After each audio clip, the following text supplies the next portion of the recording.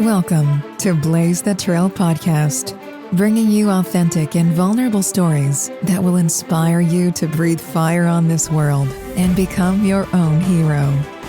Here's your host, Blaise Hunter. Hello, welcome to Blaise the Trail podcast. I'm Blaise Hunter, and I am a fertility expert. No, I don't help people get pregnant. This is a different type of expertise. I actually inspire women to birth confidence, to birth books, business ideas, dreams, passions, and goals, as well as discover peace amongst infertility. After going through my own sets of traumas and tragedies, dealing with a rare disease, and experiencing 3 miscarriages, I decided to take charge of my life and not let life happen to me, but rather become the hero of my own life. I am not barren. I continually birth my purpose every day. So that's why I created this show, to demonstrate how even though we all experience setbacks and disappointments, we still have a destiny to birth.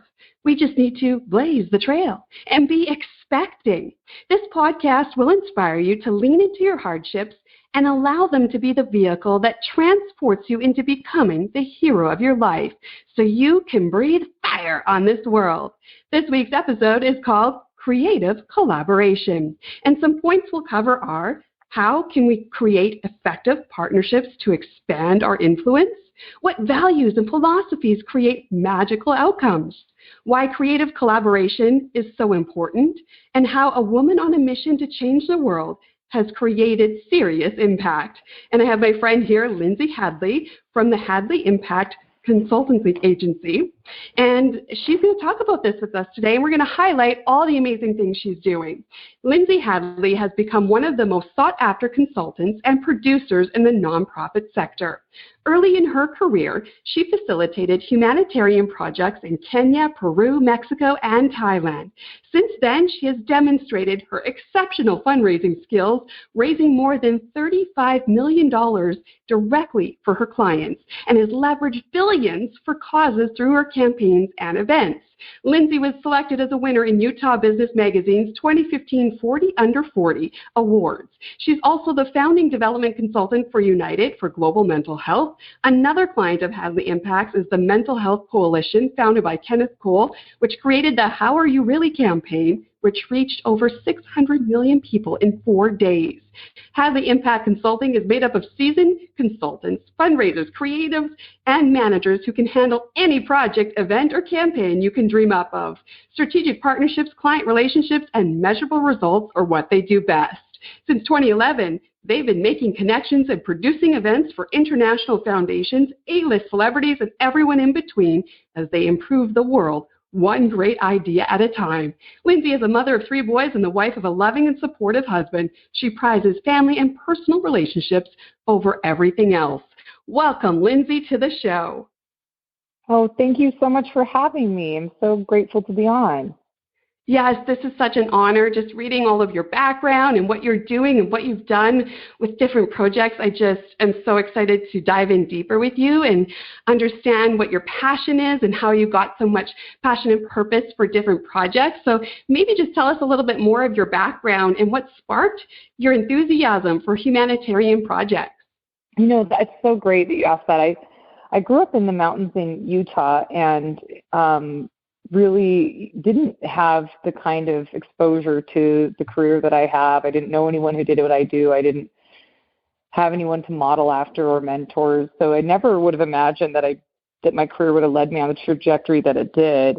But I definitely think helping people was a deep part of the community values where I grew up. My family faith background as Christians who, you know, one of the main clarion calls of people who believe in that faith, you know, and most religions, I think in general, have a real emphasis on service and helping other people and the less fortunate and looking at how we can make the world a better place. And I think that had a huge influence on me at a really young age. And I actually went when I was 17 to Kenya on a humanitarian service trip, and that really changed my life. I realized the rest of my life I would want to dedicate a life of purpose and one in behalf of others, and understood that this was like something you could do as a career, that you could actually like enter the nonprofit sector and try to solve major social problems using some of the entrepreneurial skills that I did grow up seeing. My dad was an entrepreneur, and we did live abroad at different points in my life. We lived in Russia when I was a young girl, and also right after the fall of communism in '91, and also in Hong Kong in the early '80s. And so, I definitely got some exposure to the fact that where I was growing up in small town Utah in the mountains was definitely only a tiny representation of what those in the world experience every day, and understanding how blessed I was to have basic needs met, clean water and education and food and raiment, and just the privilege that we have from being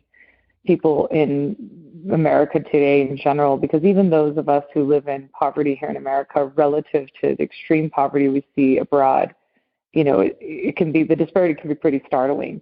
And so, that was a little bit of my early origin story, was just my exposure to the international community and my community of faith that emphasized so much giving back. Oh, that's wonderful. I think we have similar backgrounds. I grew up in a Christian home. I went on a mission trip to Guatemala, and that sparked interest to help the fellow man, help the world. And it keeps you humble, and it keeps you driven to be the change you wish to see in the world. And so I can relate to how it sparks something inside of you, which, sparks life and sparks enthusiasm to be the change, hey? Yeah, that's right. That's so great. It's really fun to, identify some of those core origin stories with other people and understand that how powerful those experiences are early on as a young person. So I'm really grateful for them. Absolutely. They shape your character. They keep you humble. They keep you driven to be a better person. So I always encourage that, to be of service, especially if you're ever struggling in your life. That is one way to help you get positive mental health, is be of service. Absolutely. That is so true. A great hack to, struggling with mental health, depression, anxiety can be, if you have the wherewithal to kind of get out of yourself and see how you can help others, right? It can really help you gain self-esteem and feel a purpose that can really reorientate your emotional wiring. It's really, really true. Often depression, you feel a lack of purpose, and this negative mental health, you feel stuck in a cloud. You feel like there's no hope and there's no way out. But when you can shift just to a different pathway of be of service, there is purpose in that. And then you do feel fertile in your life, because you are giving of something and you're helping something or someone, and it creates this domino effect of purpose. Yeah, absolutely. I really appreciate what you're saying. That's so great. I'm glad there are people like you using your platform and your talents the way you are to help amplify the good that's out there. It's really great. Thank you. Same with you. And, I always talk about creating effective partnerships to expand your influence in my coaching and my consultant agency. How did you learn that through your volunteer work, and what led you to founding the Hadley Impact?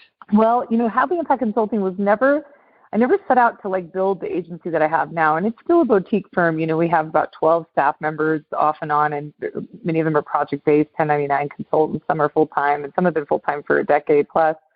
But we kind of just put one foot in front of the other, so to speak. I mean, in my early career, I started out working in the nonprofit space. I ended up interning in college as a volunteer, to your question, helping humanitarian projects around the world that were very boots on the ground, aid-driven type work, like building schools and clean water wells and medical dispensaries and hospitals. And as I enrolled in that and traveled the world, Mexico, Thailand, Peru, Kenya, with a local NGO here in Utah, I became such a relied upon volunteer and took such leadership and pride in what I was doing that they actually created a job title for me and offered me a full-time job right out of college. And it was my dream job. I was traveling the world, working in remote areas, where sometimes I'd never even seen white people, to, little villages, working with local leaders to help improve their quality of living and address some of their basic human rights needs.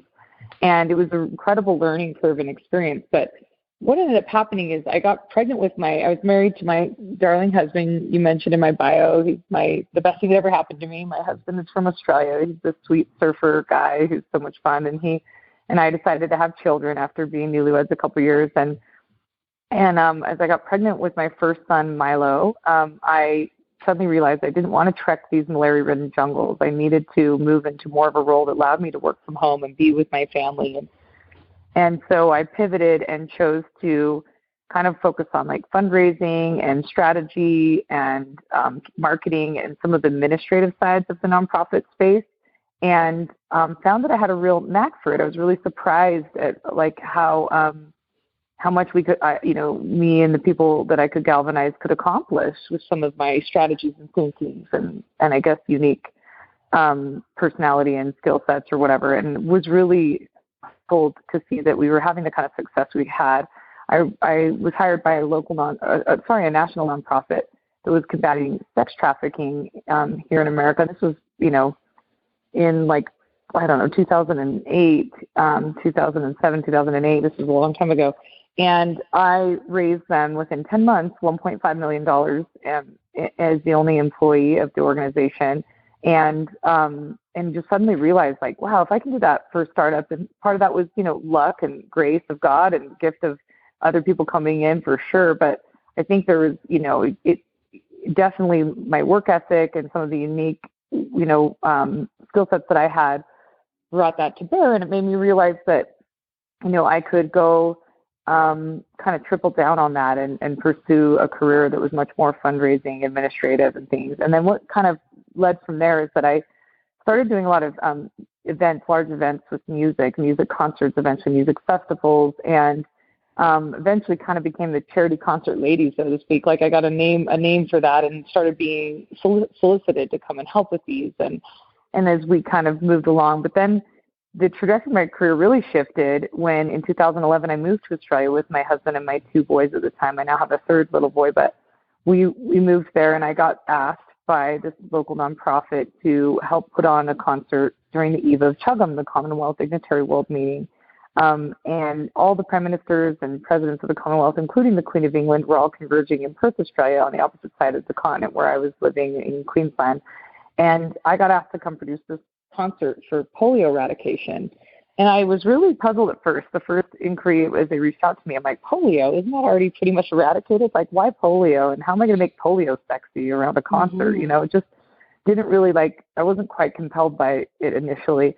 But as I heard their strategy, and I have to give total credit to this little nonprofit at the time was called the Global Poverty Project.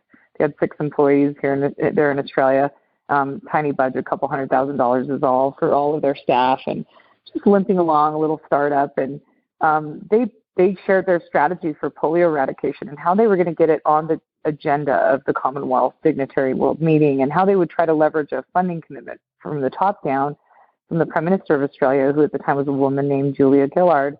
And I was so impressed by the strategy. The idea was that instead of relying upon ticket sales and merchandise and sponsorship and donations that would leverage like a profit margin for the cause, which is what I had done to date with all the events that I produced, their idea was to demonstrate constituency, to gamify engagement and have people sign a petition to win concert tickets, and then use that to help, the Prime Minister of Australia realized that her voters wanted her to do that, and as her employers, she would respond and create like a bipartisan optics moment where she could then make a top-down commitment in response to this advocacy strategy. And I thought it was utterly genius when I heard it. In fact, when they asked me to come produce this event, they had no money, no team. They had 4 months, which music festivals need like at least a year runway minimum. I mean, it was all but impossible. And miraculously, I guess, the idea was so compelling and exciting to me of leveraging constituency to get a top-down commitment, this idea of playing advocacy instead of asking the general public for checks. I just saw the power in that. And so I jumped and built my parachute on the way down and was able to raise them $1.5 million in 4 weeks of being with them, and executive produced this festival called The End of Polio within 4 months. And we had amazing people come around us to support, including Chairman of Viacom, Sumner Redstone, and some friends that helped with that connection. And ultimately, we ended up being able to run this campaign, and we had 30,000 petitions signed in less than a week of a country of 20 plus million in Australia, a small population, which was enough for us to get a meeting with the Prime Minister at the time. And pitch her the most rehearsed pitch of our lives of like why she should give to polio and how Bill Gates will match it and how we had John Legend and Hugh Jackman participating in the campaign and we'd galvanized all this media and 30,000 Australians wanted it to be so. And using this whole strategy of getting the public engaged and gamifying that engagement through the petitions to win the tickets as this incentive apparatus was so powerful that she announced her funding commitment the following morning after our concert, and which Bill Gates matched. He had a global polio eradication initiative pot of money earmarked to match. And as a result of our efforts, and she directly attributed to our petitions and our concert and our team the success of this, she announced her commitment for a total of $118 million for polio eradication off the back of this one concert we did in October in 2011. And I was sitting on the front row, Blaise, and I just thought, oh my goodness, I can never unlearn something so effective. I will definitely be tripling down on this idea. This is brilliant. It was so powerful. Like the most I'd ever raised to date was like $1 million in an event. And now we went from 100 to 118 million in 4 months. It was just so powerful. And so we took that same strategy to the World's Oyster in Central Park, tripled down on it, and launched Global Citizen, where I was the chief development officer and executive producer the first several years, and built this incredible organization with my partners and teammates. And we ended up, being humbled to see we kind of had this tiger by its tail. We ended up becoming the PR engine for the UN, essentially, and every major celebrity in the world ended up on our stage. And over the last decade now, Global Citizen has become one of the most popular and entertaining galvanized NGOs on the planet with, 6+ million social media followers and has leveraged billions and billions of dollars for the world's poor. And it was a real honor to be on that, path with all of these talented people. And I guess that along that way, I started getting solicited and headhunted to come and work for lots of ultra high net worth family offices and celebrities and major corporations and multinational NGOs. And all of these projects were so compelling to me. I was so excited. I wanted to participate in them all.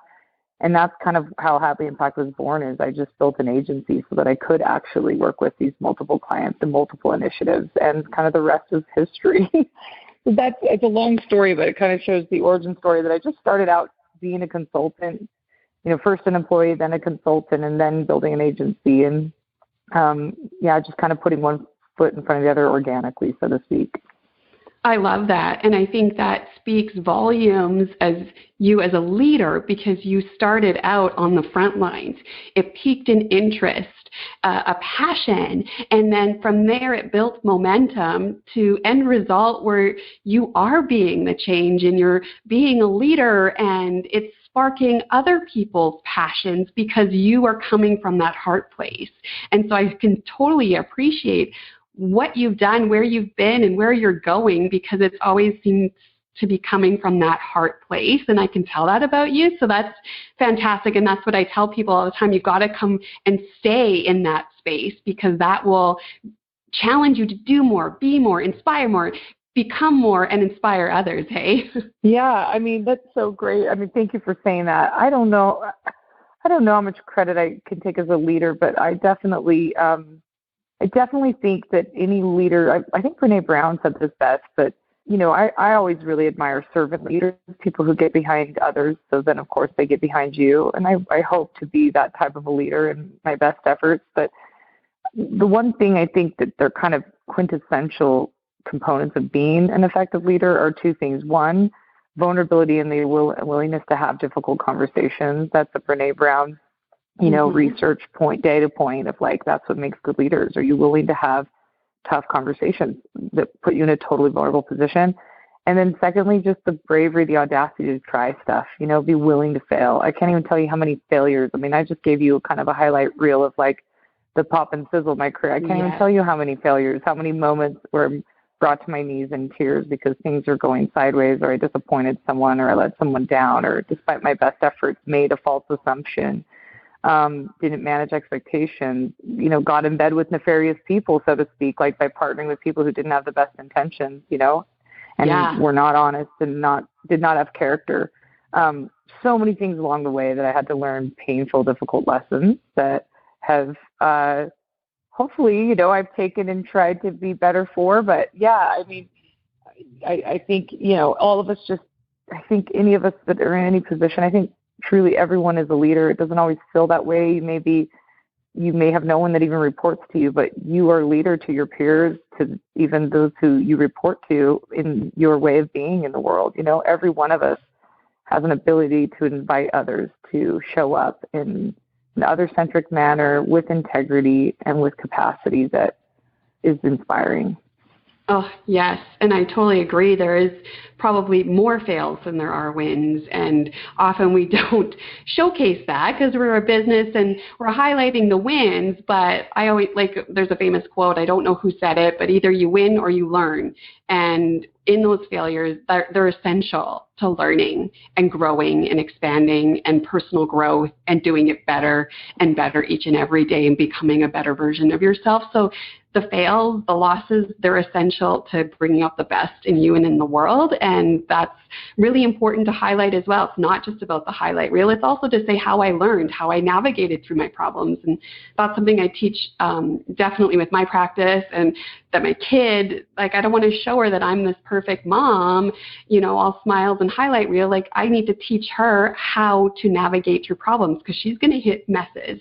And if I just cover them up and just show a layer of perfection, I'm setting her up for failure because she won't know how to actually work through things. So that's part of any business leadership or being a parent and a good person in this world, is just showing that we're flawed and we're human. And that's part of overcoming and being resilient. And that's a really amazing character to develop. It's not about just portraying perfection. It's about showing resiliency and strength. Hey? Yeah, that's so true. That's a great point. And all your work, there is something magical when you do combine people, heart space, community organizations, and a common goal. And that just speaks volumes of the successes you've built for other organizations and platforms. So let's talk about the philosophy of your company and what makes you different, and what have you drawn on from all these experiences to make core values for your company? Well, thanks for asking that. Our company, our unique service to our clients is really kind of threefold. One, that we're fluent in nonprofit, in marketing, and in entertainment. And it's really rare to find someone trilingual in those three languages. Oftentimes people from the nonprofit sector don't know anything about marketing or the entertainment world, and vice versa, right? And so that's kind of a unique gifting of ours, is that we have this ability to traverse those worlds, and that allows us to have a lot of amplification and value back to causes that are it's really the jet fuel that allows things to take off or get funding or get awareness or get engagement. The second piece is that we are totally we're kind of a jack of all trades, so to speak. There's an agility to us because we are a one-stop shop for services. We do everything from fundraising to event production to campaigning to influencer acquisition to creative work and marketing. And for a lot of our clients, they come in, we can wax and wane with their needs, and it allows us to really plug and play as operators. We'll often come in and activate things, special projects inside of a big, multi-billion-dollar corporation, or start a celebrity's charity from the ground up, from a concept idea, or add to something and help them, get something across the line and architect something that will just win. And so we're really grateful that we can come and do that and plug and play for our certain clients in a powerful way. And then the last is that we have this convener model that we are global experts, and we put in the 10,000 hours to make that claim. The convener model is essentially just getting charities to work together. It seems like an interesting concept, how hard would that be? But multi-stakeholder trans-organizational collaboration is actually very complicated, and it's a real craft to devise and get all the players who are normally viciously competing for limited resources to all espouse the same messaging and content. And as a result, saturate the market and like a rising tide, have all the boats go up. That expertise of ours is where people really seek us out and where we probably bring the most value for sure. And so we work on a lot of these meta campaigns, these meta initiatives, these sector-wide led projects, and they can be micro or macro level engagements. Like maybe it's something in a local state or community or county, but we're getting all the NGOs who are addressing a particular need under one umbrella effort.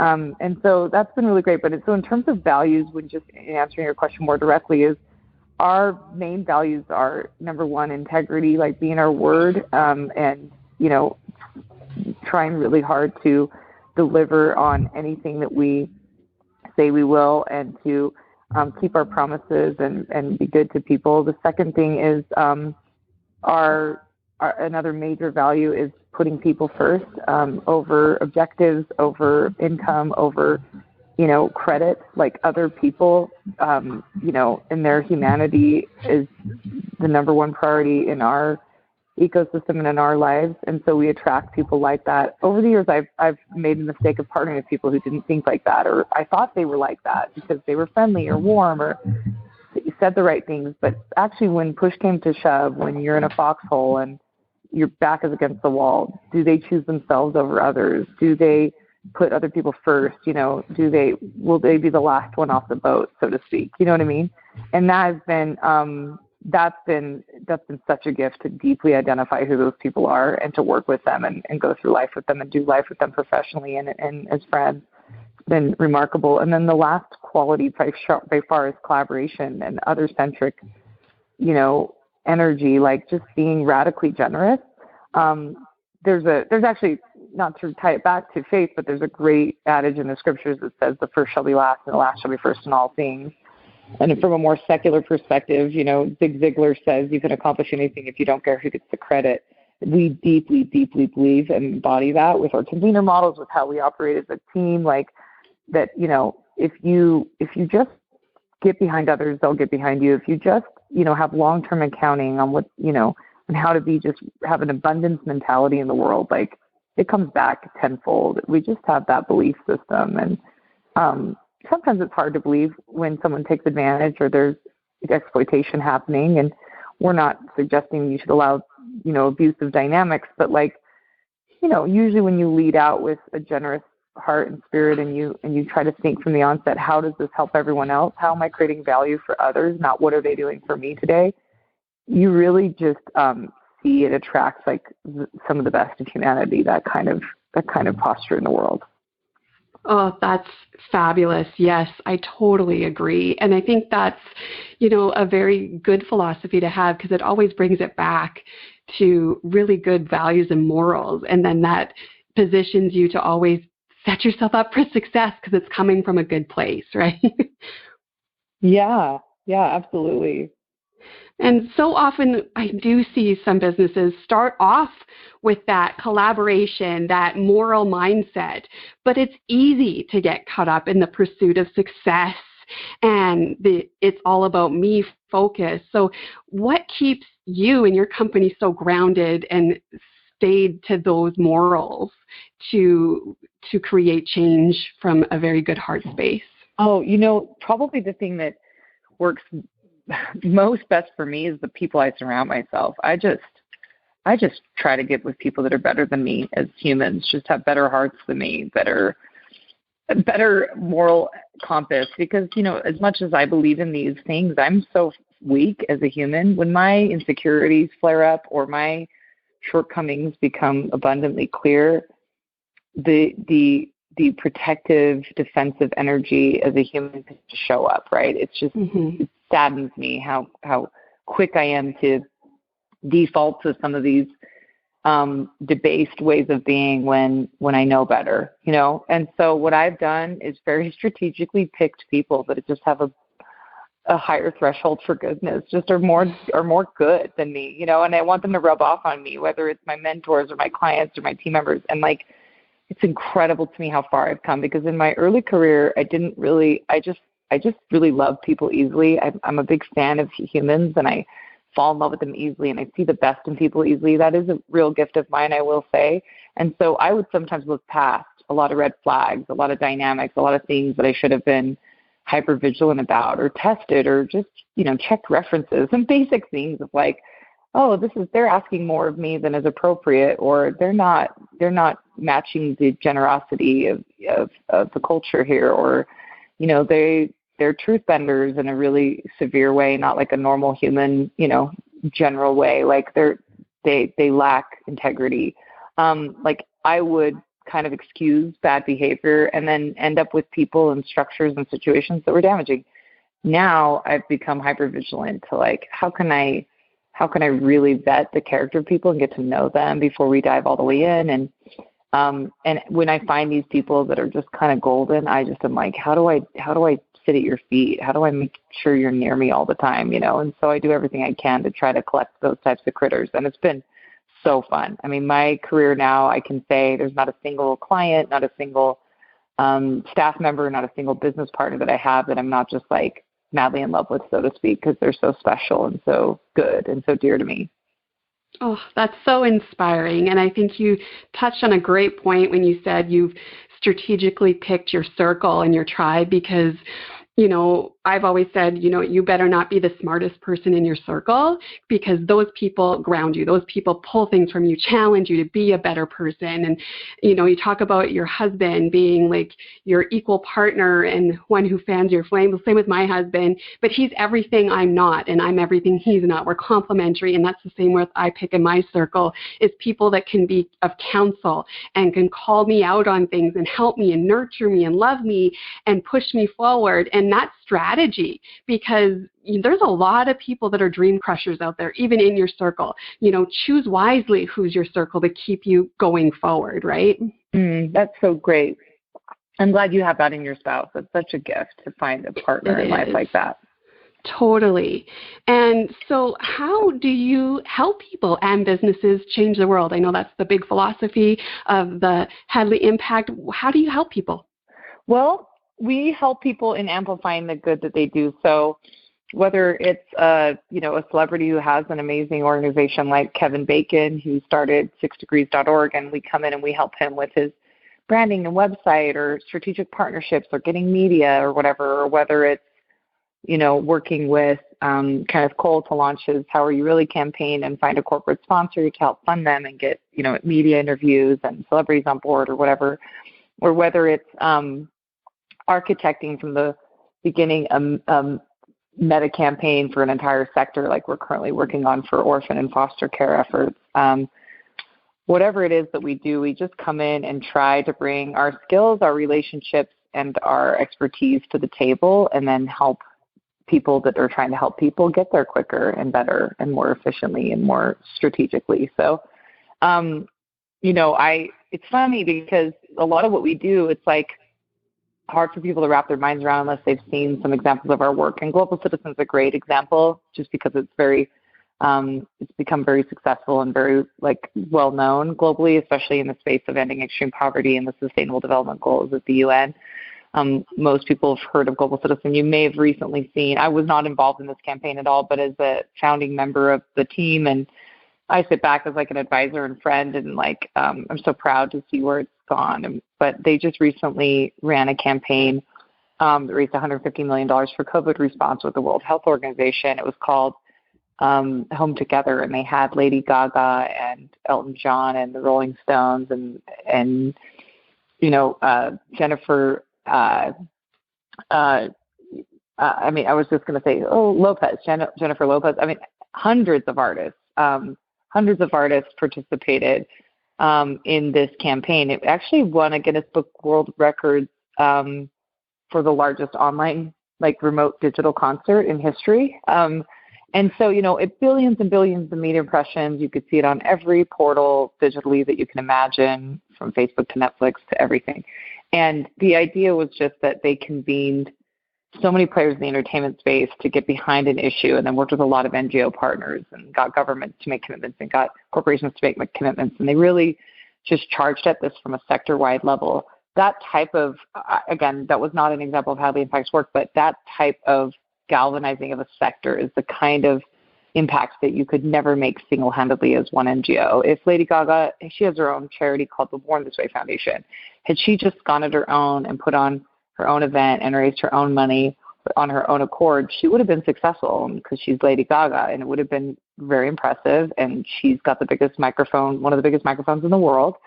But by galvanizing all these strategic NGO partners and all these other artists and all of these government heads, you know, she was able to play that linchpin in this effort that brought together this greater sum of all the parts. And that's that's like basically what we do is we help people architect and figure out those types of strategies. Oh, that sounds like such an amazing job and just so rewarding for, your passion. And I just applaud you. And that's a fantastic story that you've created for yourself from just starting off doing, volunteer work to here where you are today. And that leads me kind of into my last point of what is your legacy? Oh, that's such a great question, Blaise. Thank you for asking that. My legacy, wow. Well, on a professional level, I would hope that I instilled an IP in the world with my clients, my teammates, my, benefactors, my partners, anyone that I worked with or touched professionally, of a new way of thinking about solving problems that allow us to have a 30,000-foot view that is much more, again, other-centric. I use that term quite a bit, but really wildly generous, like thinking about what can I bring to the sum of all the parts instead of positioning myself as a competitor. I hope that I can leave that as like my mark professionally with the work we did as consultants, with how we approach solving problems. It's funny because, as humans, often common sense is not common practice. And I think we all know we go farther when we go together. Like everyone knows that inherently. There's not a human that would deny that we're not stronger together. And yet in the nonprofit sector, these organizations who know that on the one hand will have such a difficult time partnering because their scarcity mentality, because of the demonizing of overhead, which is not so much their fault, which is more of a cultural motif and issue. These nonprofits definitely perpetuate into it, but like the idea that they just like have to get their own objectives, their own agendas. It's honestly a selfish worldview. And like, I think it's so human and I understand it, and I'm not shaming or blaming anyone for it because I've absolutely been that person as well.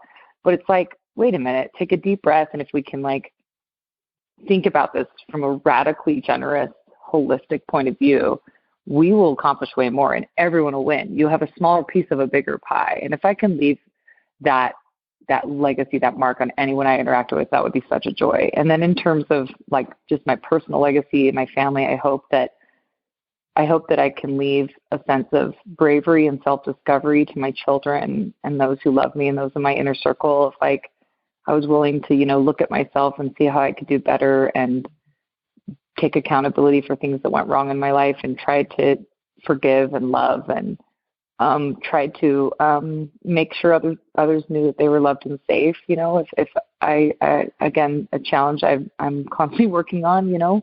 It's so hard to always do that because of the complexities of interpersonal and human dynamics. But I certainly hope that people felt loved when they were with me. I mean, I guess that's more of a personal component to this, but as cheesy as it is, I think it's the most powerful and real thing in the whole world is love, and there's literally nothing that compares to it. Oh, so beautifully said. Thank you so much. What a wonderful conversation. I think I could talk to you for all day. You're so sweet, Liz. That's so nice. Well, likewise. You're so validating and you're embodying a lot of these principles that I'm such a fan of with the work you do every day. So thank you for what you do to live a purpose-driven life and a life on behalf of others. It's really inspiring. Oh, thank you. I think that's, my legacy too, is just to inspire people to be the change and leave a lasting impact for positive in this world. We only have one life. Let's make it count. So, that's the purpose of Blaise the Trail podcast. And we're just going to recap some of the points we talked about today with Lindsay, being of service and how that sparks passion and purpose and in turn sparks passion and interest in others, and it's just a ripple effect, and stepping into your purpose and drawing in on the wins and the fails to live your best life and be a leader, how creating effective collaborations and partnerships are key to expanding our influence and our reach, and strategically picking people to advise and inspire us and to do more, be more, and inspire more. And that's all part of having core values and a great philosophy for any business or person to have a successful life and leave a legacy. Thank you so much, Lindsay, for coming on and sharing your story, your wins and your fails, and just being real and vulnerable with us. And if people are interested in learning more about the work you do to have the impact, where can people contact you? Oh, that's so kind of you, Blaise. Thank you so much. It was such a great discussion. And yeah, you can absolutely find me on our website, hadleyimpact.com, or you can find me, Lindsay, Hadley, Landsay, Hadley, on LinkedIn as well. And love to connect with you. Thanks so much, Blaise, again, and have such a lovely day today. Awesome, you too. So if you want to learn more about my coaching programs or past episodes, if you want to learn more about my consulting programs, visit my website, blaisehunter.com. I do have a free gift for everyone. Head to my website, free offers tab. There is a video to help you gain peace and balance in your day if you're feeling overwhelmed or have anxiety. I have a video there to show you, to walk you through a map, M-A-P-P. And so we need to Google Maps our life and get back to peace and balance. That's it for this week's episode. Challenge yourself to be vulnerable, lean into those difficulties, and have those open conversations so we can rise up as the hero of our lives and let us breathe fire together. If you've enjoyed this show, please subscribe and support Blaise the Trail podcast. Reviews are always welcome and much appreciated. Thanks for listening. I'm Blaise Hunter. You've been listening to Blaise the Trail with Blaise Hunter. To learn more about how you can breathe fire and unleash the hero within, or to listen to past episodes, visit blaisehunter.com.